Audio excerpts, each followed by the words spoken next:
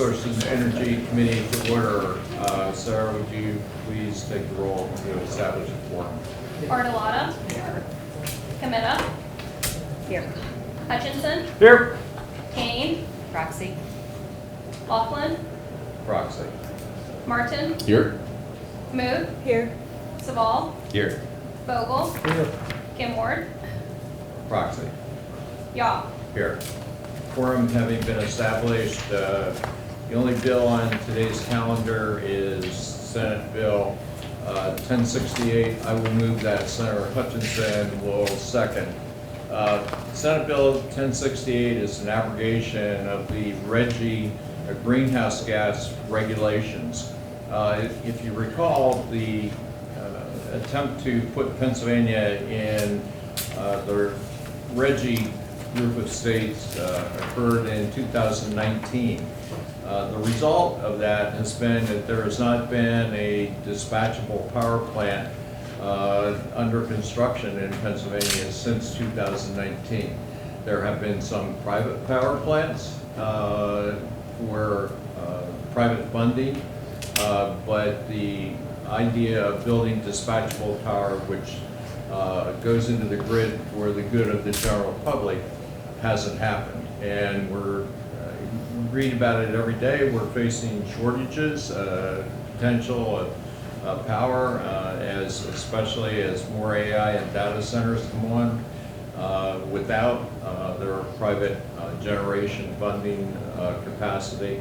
So we need to encourage generators to come to Pennsylvania and build here. Right now, we hear about all the time about Pennsylvania getting our butt kicked by either Ohio or West Virginia, and I can tell you right now, West Virginia is eating us alive when it comes to the generation of power. And we have all the resources, and we're just not doing it. And I don't know whether other people have experienced this, but I've had generators tell me flat out, we will not invest 1 cent in Pennsylvania while RGGI is hanging over our heads. So that's the purpose of the bill. RGGI idea that the governor could do it alone was unanimously shot down by the Commonwealth Court almost 3 years ago. And that has been hanging over our heads since then. And like it or not, the Commonwealth Court decision happens to be the law of the land right now. So, any other questions or comments about the bill? Senator Committee. Thank you, Senator Yaw. At the risk of repeating myself, I'd like to make 3 very brief points. Number 1, it seems inappropriate to be considering this bill when RGGI is currently before the courts, as you mentioned. Number 2, we can't blame RGGI for negative impacts, as you described them, because we haven't even given RGGI a chance to work in Pennsylvania, and we know how it's been working in other states. Number 3, finally, if my colleagues in the majority are dedicated to getting Pennsylvania out of RGGI, we have a couple of options on the table.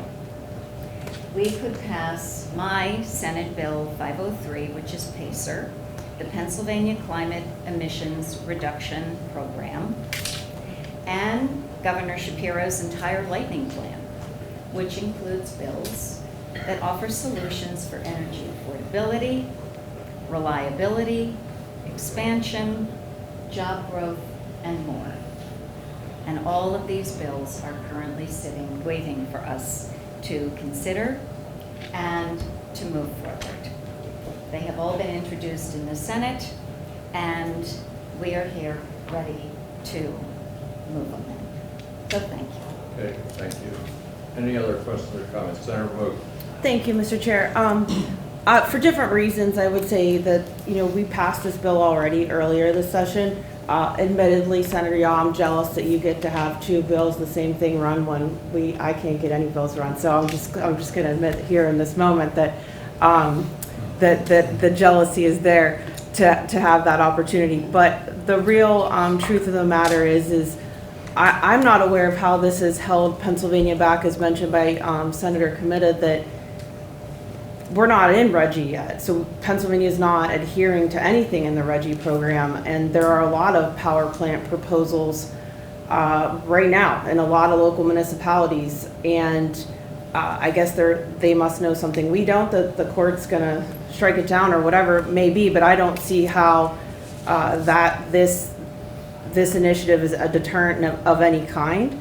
And further, I disagree though with Senator Comita's comments on the governor's lightning plan. I think that Pennsylvanians are subsidizing right now the build out of AI data centers in other states in the PJM grid. And I don't know that all of those bills in the lightning plan actually help bring rates down for anyone, and they do eliminate local control. So it would probably be best if everyone went back to their districts and listened to the residents that they represent and talk about their specific struggles with utility bills, and how if we are going to build more power plants, that they're not in people's literal backyards or in places of high density or areas where people can be harmed by air pollution and water contamination. Those are all doable things. So I urge that maybe this committee have a hearing on that to hear from our constituents, because I'm hearing from people all across the Commonwealth, and not just my own Senate district, that there's a lot of concern around this. And in 2024, Pennsylvanians paid $492 million in increased utility bills to subsidize the build out of data center transmission costs. And so, that's a lot of money for people to pay for something that, but we're not making money off of. These are companies coming in to do business in Pennsylvania. And if Pennsylvania is open for business, I don't think that RGGI is holding anybody back, since there's proposals galore across the Commonwealth right now. So this seems like a very unnecessary measure. So I'll be a no vote. Thank you, Mr. Chair. Senator Bartolotti.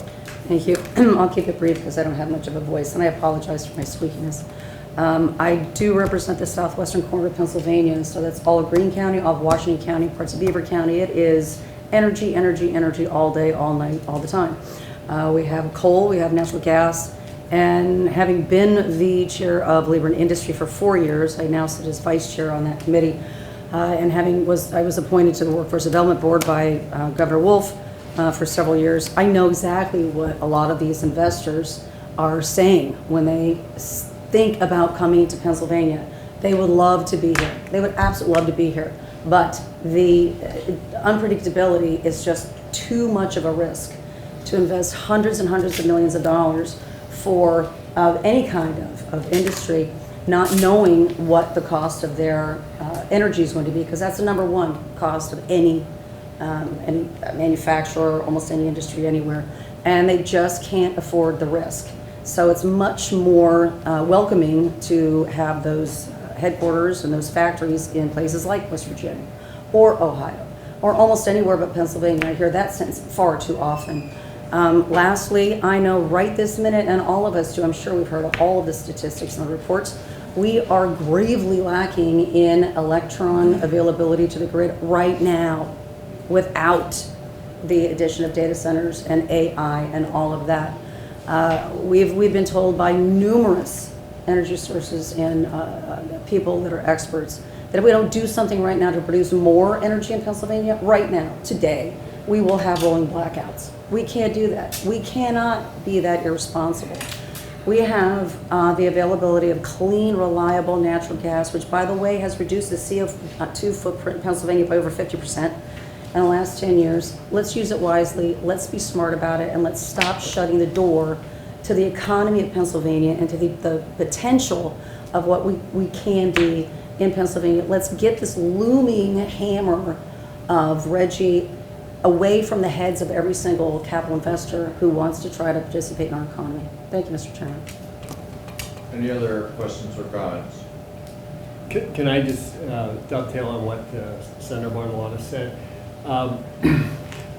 Pennsylvania needs reliable energy sources, and not only do we need to build new reliable energy sources, we also need to stop the reliable sources that are shuttering their plants early because of the uncertainty hanging over their head of Reggie becoming the law of the land. And that uncertainty has driven out not only investment in upgrading those existing reliable energy sources, it also puts a roadblock up for those who want to build new. And as Senator Bartolotta said, we have, because of bad government policy over the last decade plus, made it, by mandating the usage of intermittent energy sources, as well as giving subsidization to intermittent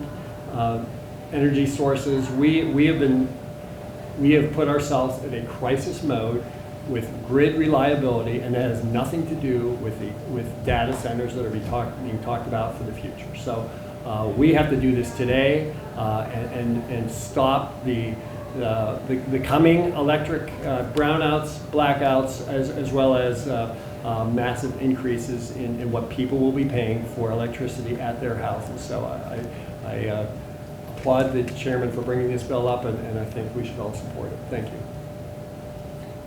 Thank you. As I recall, Pennsylvania's reduction in CO2 emissions is over the last 6 to 8 years has been equal to or greater than the Reggie states, and that is without Reggie. We've done it on our own, without spending money to put into Reggie, which we're not sure how much money we would get back.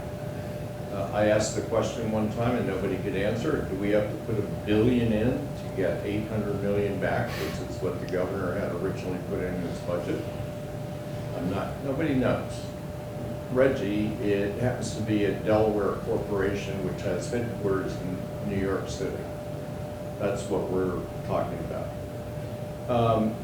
The other thing which I will mention is DEP's original projections years ago were that joining Reggie in the first 10 years would have less than 1%, if everything worked, less than 1% effect on the emissions, CO2 emissions.